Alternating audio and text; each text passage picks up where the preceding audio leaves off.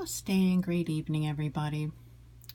I had put up a video on the Aghori Babas just a bit ago, and then at the end it was left on so you could hear rustling papers and some nice sound effects like my stomach gurgling and stomach stuff, and it's like, oh no, it's probably better to try this again. So let's go ahead and try it again. I think it's a very interesting topic. When I was in India with Guruji, we sat by the Ganges with the Babas there. We did meet up with some Aghori Babas as well as some Naga Babas. And the Naga means sky-clad. So those Babas go about unclothed. And both of them, or many of the Babas there, have very unconventional practices that are not understood by most, and they're probably, most people have an aversion when they look at it. They don't understand it. But let's see what happens when we go up to this image.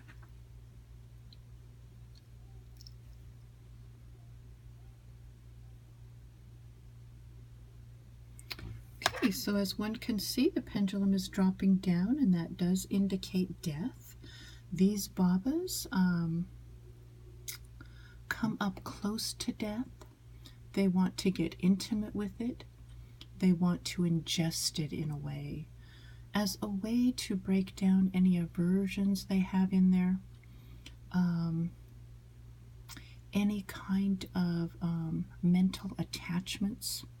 This is part of their practice.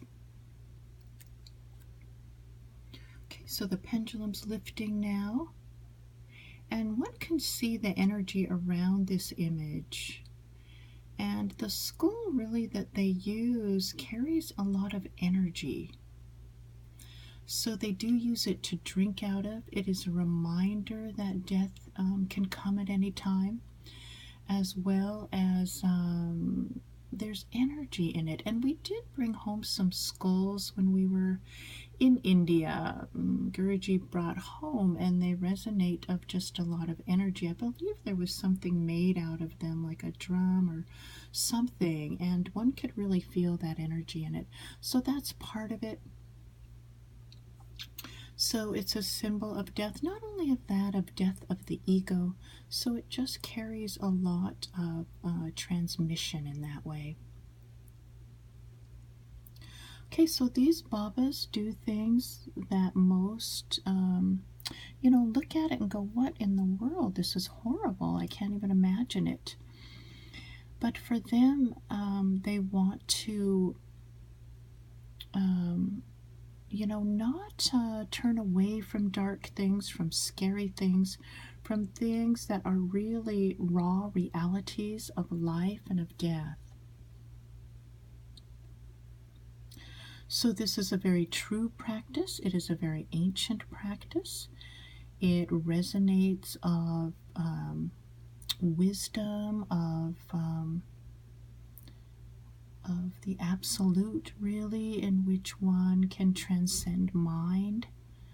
Okay, and it's not really something to be played with. So people might look at them and say, what in the world? And then I'm sure there's many that do play with it, or they're more like masqueraders of this. But the true Babas that do this are really, they're doing it like an austerity. So they're gonna just have, they have hard lives. They live out in the elements. They don't shield themselves from the elements and from these very harsh things. So you really have to have a lot of endurance. That's why a lot of them smoke the ganja to keep, and they drink, really just to be able to endure this kind of land, this way of living that's very, very difficult, although some have gone, way too far with all of that, for sure. So this does have a validity to it, this path, very much so. And okay, so it's also a big one within this is This path is meant to break down body attachment. You know, so a lot of these Babas will live or be near the cremation grounds. They go near it. They're going to put the ash all over their body. They're going to sometimes eat decayed material. You know, all of it, everything that people just go, oh, I can't even stand it, I can't look at it, they're going to do. And it does, it is effective. It's very effective to them. And, you know, is really all that one can say. They do, if one really honors this kind of path, it does resonate of Tantra. It resonates of Kali, of the goddess. It resonates of like a dark, substantial energy in a very, you know, not in a bad way. So if it's done correctly, if it's done with the right heart and sincerity, just like any of the austerities that people just look at and go, why? There really is a purpose behind it when it is done. You know, when that one is ripe for that, when the conditions are right, that it's just right for them. I mean, every way that people practice, if the right teacher and path comes to them, it's right for them. And a lot of the practices that do ring of this very potent transmission and ancient wisdom is a path that is not meant for many. And also it's not meant for many to understand it. It's not meant for mind to truly understand it. I mean, the ones that do this should have some understanding of why, really, you know, rather than just going through the motions, of course.